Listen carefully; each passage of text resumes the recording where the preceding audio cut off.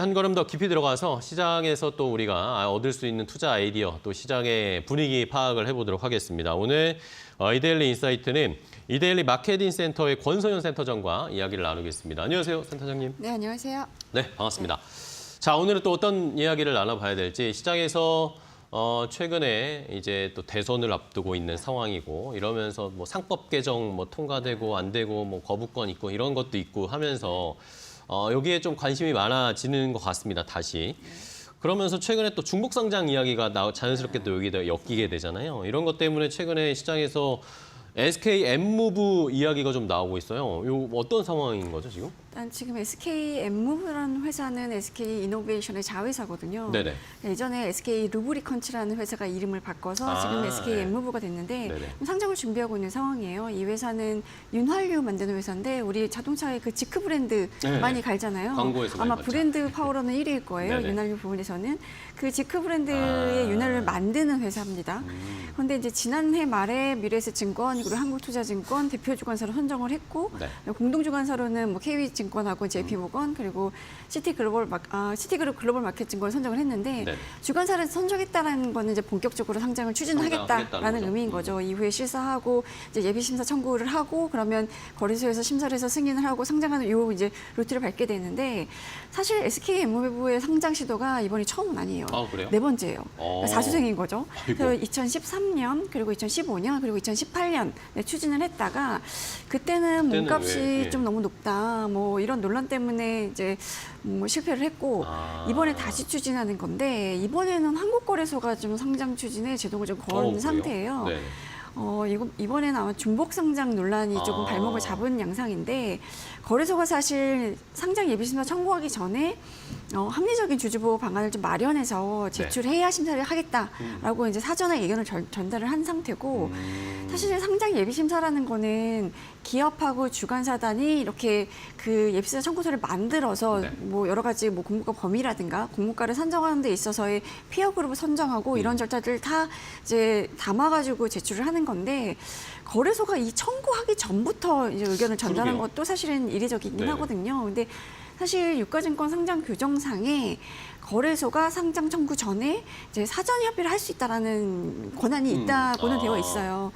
뭐 어쨌든 간에 이제 이 권한을 활용해서 워낙에 중복상 논란이 있으니까 좀 주주 보호 방안을 좀 마련해서 담아달라라고 얘기를 했고 SK M무브 주관사단이 뭐 일단 한국거래소 이렇게 요구를 해왔으니까 뭐 좀 논의를 해보자 이래서 상장 예비심사 청구 계획은 일단 좀 보류한 상태입니다. 네.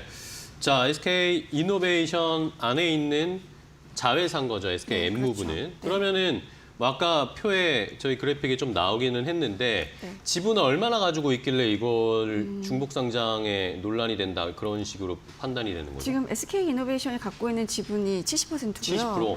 그리고 사모펀드인 IMM 크레딧 앤 솔루션이 갖고 있는 지분이 30%예요. 그러니까 마지막 상장 추진 시기가 2018년이었잖아요. 네네. 근데 그때까지만 해도 이제 이 SK 이노베이션에서 물적 분할한 회사였기 때문에 100% 지분을 갖고 있었다가 2021년에 그러니까 상장이 계속 무산되고 이러는 와중에 이제 자금이 필요하고 이러니까 투자를 받았어요.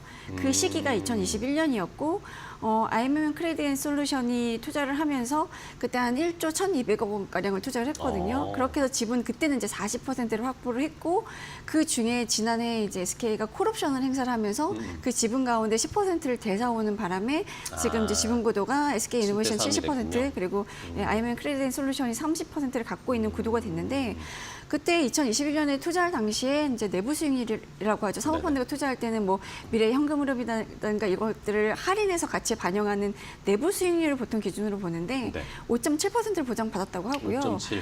그때 투자를 받으면서 SK M무브를 2026년까지 상장하겠다라고 약속을 한 거예요. 그러니까 이제 시간이 얼마 안 남았으니까 지금 2025년이잖아요. 그러니까 그러네요. 이제 상장 추진할 시기가 돼서 추진하는 건데 과거에도 사실 고평가 논란이 있었는데 그때 고평가 논란의 이유라는 게 이제 갈수록 전기차 보급률이 높아지고 이러는 상황이니까 그쵸. 네. 이 뭐 전기차에 들어간 윤활유는 그렇게 양이 많지가 않아요. 그쵸. 그래서 전기차 사업이 보급률이 이제 확대가 되면 이 윤활유 사업의 성장성이 얼마나 있겠냐라는 논란이 좀 윤활유는 일었었고 지금 내연기관 차에 그쵸, 많이 쓰는 그쵸. 건데. 그러니까 전기차 시대로 가는 그 상황에서의 이 윤활유 사업의 성장 여력이 많지 않다는 점 때문에 그러니까 미래 성장 가치에 대한 평가가 좀 바뀌었던 거죠. 네네. 사실 어찌 보면 이거는 아직도 해결되지 않은 문제인 그렇죠. 거잖아요. 뭐 다른 사업을 하는 건 아니잖아요. 그런데 SK 엔무브가 뭐 여러 가지 계획을 발표를 하면서 뭐 액침 사업이라든가 아니면 전기차용 뭐 냉매 사업 이런 것들을 좀 신사업으로 추진하겠다라고는 했는데 그래도 여전히 윤활유 사업의 그쵸. 비중이 이제 비중이 절대적이니까 뭐 그런 고평가 논란에서는 여전히 자유롭지는 않은데 어쨌든 이제 이대 주주인 IMM 크레딧 솔루션의 엑시트가 필요하니 지금은 이제 상장을 추진할 수밖에 없는 네네네. 상황이 된 거죠. 근데 문제는 네. SK 이노베이션의 상장 회사고 그쵸. SK 엔무브는 2009년에 그 SK 이노베이션으로부터 물적 분할을 해서 이제 설립된 비상장 자회사라는 점인 거죠. 그쵸. 그러니까 대표적인 중복 상장 사례인 건데 지금은 뭐 SK 엔무브의 이 지분 가치가 SK 이노베이션 가치에 이제 고스란히 반영이 되잖아요. 근데 SK 엔무브가 상장을 하게 되면 지주사가 갖고 있는 SK 엔무브가 이제 상장이 된 거니까 네. 그 지분 가치 온전히 SK 이노베이션의 지분 가치에 반영이 되겠냐. 그쵸. 아무래도 할인이 네. 되겠죠. 그쵸. 그러니까 기존의 SK 이노베이션 주주들은 그거에 대한 이제 그 주주권 침해를 받을 수밖에 없는 상황이다라는 논란이 일고 있는 거고 실제로 SK 이노베이션 주가를 보면 뭐 여러 가지 요인이 있을 거예요. 뭐 이제 전기차 캐즘 문제도 좀 있을 거고 네. 왜냐면 SK온이 SK 이노베이션 자회사로 또 있으니까. 그렇죠. 아. 그래서 작년 한때 한 14만 원 넘었던 주가가 지금 최근에는 많이 9만 원대 아마 지금 한 9만 2천 원 정도 수준에서 형성되어 있을 텐데 여기에는 SK 엔무브가 주관사 선정하고 상장 추진에 나서면서 중복 상장 논란이 일어난 것도 이제 일면 반영이 된 게 아니냐라는 분석들을 하고 있습니다. 네. 자, 이러니까 중복 상장에 대한 여러 가지 논란, 이제 한국거래소도 어쨌든 그걸 미리 사전에 좀 논란이 되지 않게 하기 위해서 그렇죠. 선제적으로 좀 하는 것 같은데 결국에는 지금 뭐 다시 상장하고 중복 상장을 하고 아니면은 지금 이대 주주한테 빨리 엑시트할 수 있는 기회를 줘야 되는 이런 게 결국에는 SK 이노베이션의 개인 주주, 소액 주주 같은 경우에는 이 충돌이 일어나는 거잖아요. 그 이익과 이익에 대한 충돌이 일어나는 거니까 이것 때문에 또 이제 논란이 되고 이러면 또 거슬러 올라가면 상법 개정 이야기가 나올 수밖에 없습니다. 자, 그러면 어쨌든 거래소가 뭔가 요구를 하고 있습니다. 미리 선제적으로 좀 정리를 해서 와라고 하는데 그러면 주주 보호 방안이라고 할 수 있는 거 어떤 방법으로 해야 됩니까? 뭐 여러 가지 방안을 놓고 고민은 하고 있다라는 네. 게 SK 이노베이션 입장이긴 한데 뭐 시장에서 거론되고 있는 방법 중에 이제 대표적으로 예를 들면 SK 이노베이션이 갖고 있는 SK 엔무브 주식을 네. 그 SK 이노베이션 일반 주주들한테 현물 배당하는 거예요. 아니면 일반 주주들한테 SK 이노베이션 주식을 엔무브 주식으로 교환할 수 있는 기회를 주거나 뭐 여러 가지 이제 방안이 있을 텐데 뭐 만약에 이제 현물 배당을 한다고 치면 네. SK 엔무가 상장을 할 때 SK 이노베이션이 갖고 있는 이제 구주를 이제 공모주로 내놓는 우리가 소위 말하는 구주 매출을 해서 SK 이노베이션도 이제 현금 확보를 좀 해야 되는데 네네. 그런 계획에 좀 차질이 생길 거잖아요. 그렇죠. 그래서 아마 SK 이노베이션도 지금 배터리 사업 때문에 아마 이제 현금이 많이 필요한 상황이라서 이런 여러 가지 방법을 놓고 뭐 어떤 게 이제 어느 정도의 절충점을 찾을지는 좀 궁금하긴 한데 여러 가지 안을 놓고 고민 중인 것 같습니다. 네. 자, 어떤 방법을 가지고 올지도 궁금한 상황이 되겠습니다. 자, 그러면 어쨌든 중복 상장 이야기 뭐 여러 가지 물적 분할 이야기도 있고 우리 시장에서 늘 디스카운트 우리 시장 맨날 뒤통수만 낸다라는 이야기 나오는 게 주주들이 개인 투자자분들이 나오는 게 이런 중복 상장도 사실 큰 요인 중에 하나 아니겠습니까? 이런 상황이 계속 우리가 거슬러 올라가 보면은 LG 엔솔 때도 그랬고 그렇죠. 뭐 또 중복 상장이나 뭐 아니면 유상증자 하겠다는 태도도 많고 이러다 보니까 늘 디스카운트 요인이었는데 이게 이제 좀 바뀔 수 있을까요? 네. 글쎄요. 사실 그동안에 한국 증시에서 이런 중복 상장은 아주 일찌감치 행해져 왔었는데 그쵸, 예. 이게 사실 이제 주주 이해와 충돌된다. 그래서 주주들이 이제 들고 일어나고 이랬던 결정적인 계기가 네네. LG 에너지 솔루션이었었어요. 그쵸. 그때 사실 LG 엔솔 같은 경우는 워낙 IPO 규모가 컸었잖아요. 그쵸, 10조 예. 규모였고 그때 뭐 단군 이래 최대 규모 상장이다. 그쵸. 뭐 돈도 이러면서 엄청나게 몰렸죠. 그랬죠. 네. 근데 이 LG 엔솔도 LG 화학에서 물적 분할이 돼서 설립된 기업이기 때문에 이제 대표적인 쪼개기 상장이었던 거죠.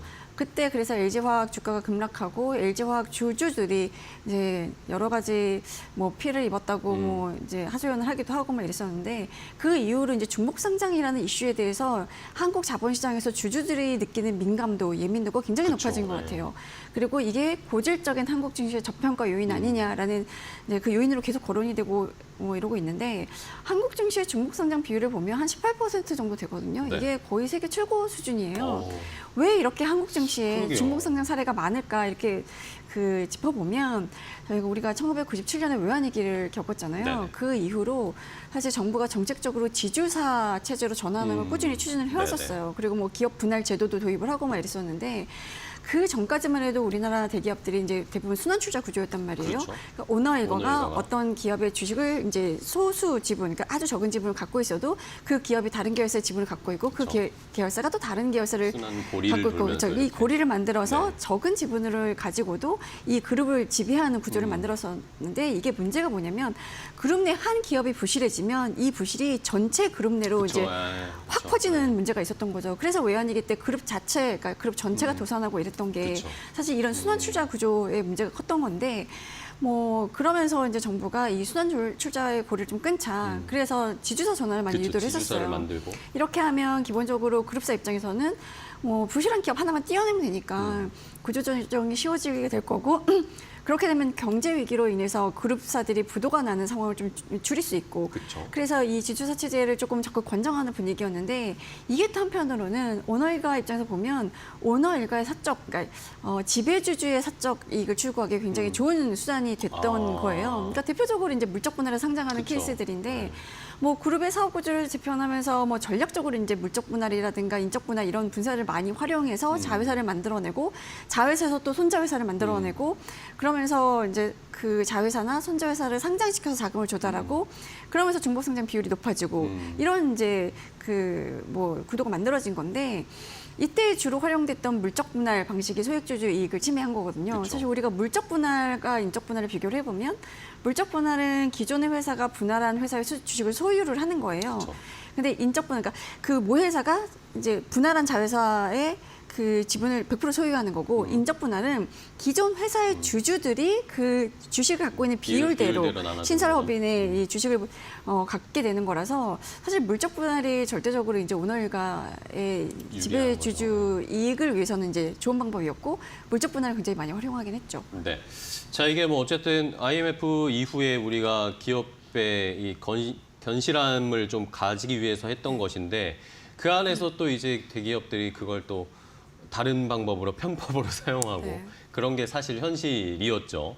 자, 그런데 어쨌든 뭐 오늘 SK Enmove 이야기를 하니까 근데 사실 SK 그룹 자체도 LG 엔소 우리가 과거에 굉장히 주주들이 화가 많이 났었는데 네. 사실 SK 그룹도 이런 경우들이 몇 번 있었습니다. 그렇죠. 맞아요. 네. 근데 사실은 이제 지주사 1호라고 하면 LG그룹이에요. 네네. 우리나라 이제 그 대기업의 역사를 보면 LG그룹이 인적 분할을 주로 활용해서 뭐 LG와 GS 계열 분리를 했고 거기서 또 LX 홀딩스를 계열 분리를 그쵸, 했잖아요. 이럴 때 이제 주로 인적 분할을 쓰긴 했거든요. 물적 분할이 아니라. 그리고 LG가 지주사로 전환하는 과정에서 뭐 LG전자, LG생활건강, 그리고 LG U+, LG화학 뭐 이렇게 분할을 하고 주요 자회사들을 이제 증시에 상장을 했어요. 네. 근데 이제 LG화학이 LG에너지솔루션을 이제 신설해서 상장하면서 이 중고상장 문제가 확 불거졌는데 네. 뭐 사실 올 들어서 그러니까 LG엔솔이 상장된 지는 좀 시간이 지났잖아요. 그쵸. 근데 올 들어서 LG CNS가 또 상장하면서 중고상장 네, 논란이 맞아요, 또 맞아요. 불거진 네. 거죠.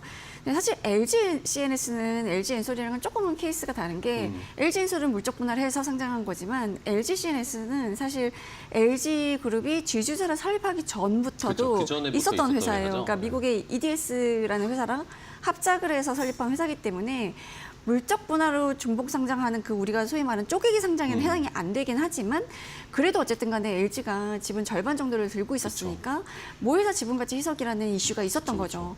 근데 이제 LG가 이런 식으로 이제 뭐 자회사를 뭐 물적 분할, 인적 분할하고 뭐 상장하고 이런 거를 이제 시작을 하면서 SK, 뭐 CJ, 한진중공업, 뭐 LS 이런 이제 대기업들이 지주사 체제로 이제 많이 전환을 했고 네. 그 지주회사 전환하는 과정에서 분리된 회사들 그리고 추가로 분할된 자회사들이 이제 잇따라 상장하면서 중복 상장이 이제 불거진 건데 네. 사실 시초는 LG지만 상장 계열수로는 SK가 가장 많습니다. 그런가요? 그러니까 공정거래위원회가 이제 자료를 낸 거를 보면 지난해 5월 기준으로 보면 이제 국내 88개 기업 집단 소속 회사가 3,318개 거든요. 네. 그중에서 상장사가 368개, 거의 10% 가까이 되는 거죠. 네. 이 중에서 상장 계열사가 가장 많은 것이 SK고요. SK가 전체 계열사 중에 21개가 상장되어 있습니다. 21개요? 그리고 삼성그룹이 17곳으로 뒤를 이었고 현대백화점이 13곳, 그리고 현대자동차가 12곳, 그리고 LG, 롯데, 한화가 이제 각각 11곳씩이라서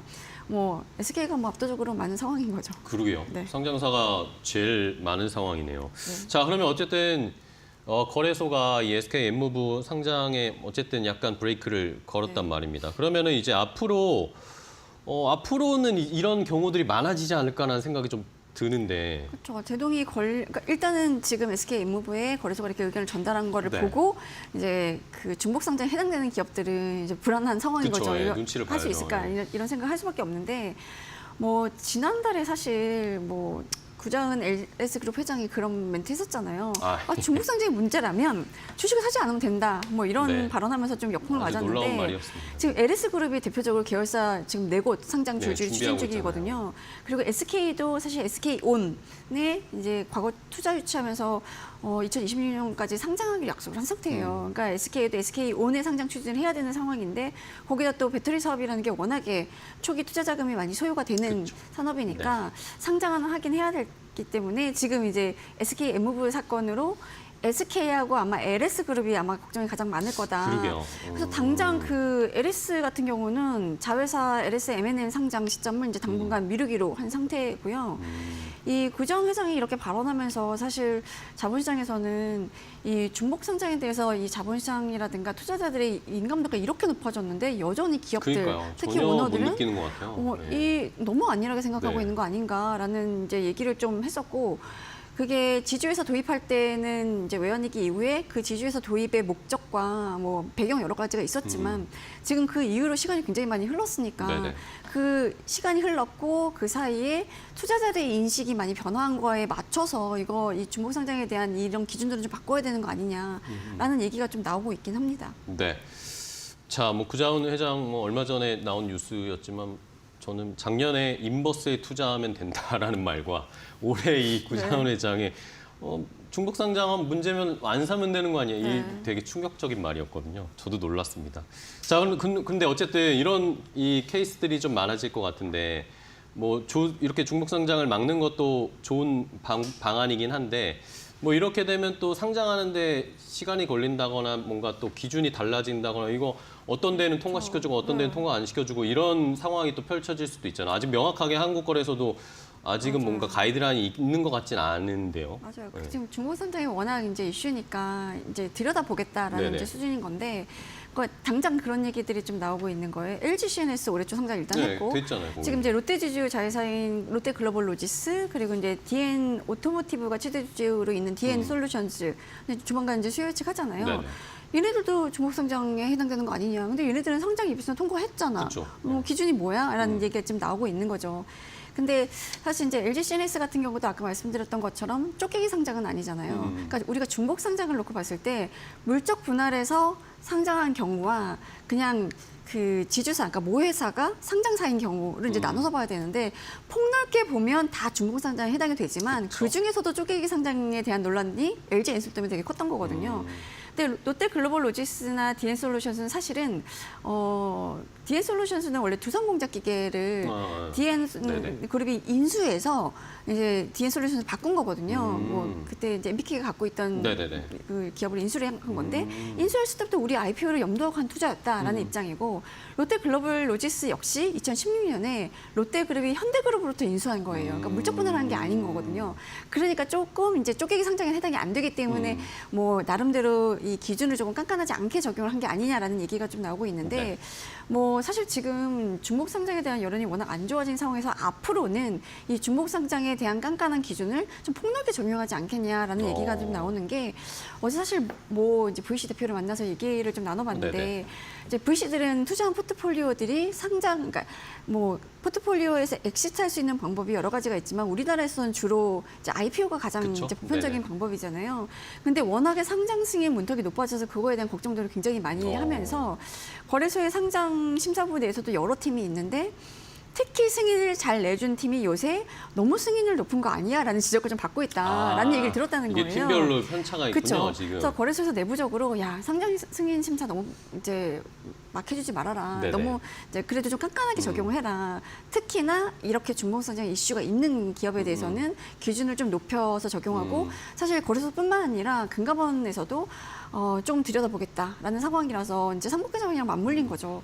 그런 상황이기 때문에 좀 깐깐해질 것 같긴 한데 사실 이제 거래소 상장 규정상 보면 물적 분할 후 5년 내에 네. 자회사 상장 제한 및 심사 강화 요 정도 규정이 있어요. 그 위에 뭐 딱히 기준이 있는 건 아니고 지금 중복상장이 논란이 되니까 금융위원회가 지난해 12월에 물적 분할 후 자회사 상장 시 일반 주주 보호 강화 뭐 이 안을 넣은 이제 자본시장법 개정 방향을 발표를 했잖아요. 사실 이 개정안은 내용이 물적 분할 자회사를 상장할 때 공모 주식의 20%를 일반 주주들 때 우선 배정하고 상장 제한 5년 규정 아예 이제 삭제하는 방향 뭐 이런 것들은 좀 담고 있긴 한데 지금 이제 이 상법 개정안에 대한 논란도 사실은 있고 뭐 거부권 행사냐 마냐 이런 이제 상황이기도 하고 네. 지금 당장 이제 대선을 앞두고 있으니까 대선 이후에나 이런 상법 개정안 그리고 이제 자본시장법 개정안이 논의되지 않을까 싶긴 합니다. 네, 좋습니다.